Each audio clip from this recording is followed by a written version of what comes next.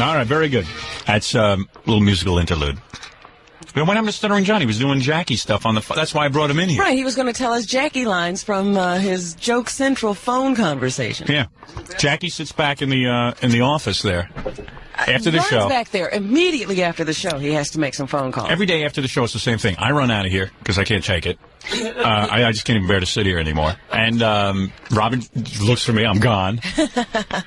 Fred walks around in a daze, and Jackie runs back to this little office, the Jock Lounge, and just does business. Hero of the stupid. It's the Joke Lounge after the show. Yeah, and you can't get in there. And if you walk by, no one else can make a phone call in there. And you think really important stuff's going by, but if you walk by, you catch we always catch like little lines of Jackie like doing business, but it's like wacky business.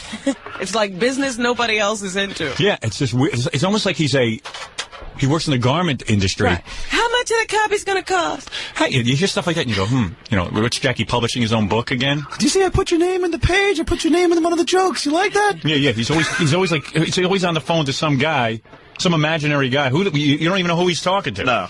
I gotta believe they're the same guy. How many people could he be calling with? I don't know. Hey, I got your name at the joke page. Did you see it? Nobody's even seen this magazine yet that he's working for. Where is this magazine? Platinum Magazine. An excellent publication. Yeah. Featuring Dan Foreman. What was the one about his joke books? He's like he goes, I packed my suitcase full of joke books, and I went to the airport, and then I went to the gig. I didn't sell. I had to bring all the books back with me. I broke my back. See, I told you, it's always moving. He's always it's always about like moving large quantities of stuff. And then you hear him doing business. Well, so many seats we have sold. All right, I'll try and do an extra plug for you. Well, hey, it's not my fault. That's a holiday weekend. Right, yeah. I like that you go by and he's doing the plane tickets to Europe and bitching about he's got to pay for his wife's plane tickets. Oh, now I got to buy my wife's plane tickets. Oh, man. The Jackie business hour. We should really just get a tape recorder. Yeah, I tried once. I tried twice, and he found the tape recorder both times. You got to get it in there. I even went to Spy Tech to find out, if I could get a smaller one, because he finds it. But he must check the room every I don't know. You think I should print up joke pencils? What do you think? I don't know. I mean, the arguments will be over 2.5 or 3 cents. Yeah, right. Well, because he buys in bulk. You're talking about... I pay 2.5 cents. There's a lot of decisions when you sell T-shirts, sweatshirts, tank tops, I sell good quality shirts, man. They're real good. People don't realize everyone says I charge too much money, but those are good quality shirts. Excellent quality. Now look, we bring you business. We come back time and again. Yeah, it's not going to be a one-time thing. Yeah, he's always yelling. Price. And he's back there yelling about stuff, quantities of stuff, T-shirt stuff. It seems like... Yeah. If a guy of Jackie's, at this point, it just seems they're discussing how many pencils should be in the office. Yeah, you think that he could delegate that to someone. Meanwhile, I'm overtaking the Jock Lounge. There have been so many complaints that John ties up the phone and offers the entire day talking stocks that they can't take incoming phone calls. Oh, that's a load. John is running a little business on the side too. Yeah, is he? What's he doing? I talk for 5 minutes after the show. John talks for 4 hours during the show. Oh, that's a load of garbage. It seems to me that the interns are taking John's calls now. Oh, really? No, they constantly. When we're sitting back there, even they're always paging John. Yeah, what is that? John's got phone calls. What are they? Yeah, but everybody gets phone calls. From stockbroker? He's got stockbrokers. He's got record people, producers. This is the guy who's producing my. This is the one who's the art. All right, Gary. This is the guy. What is it?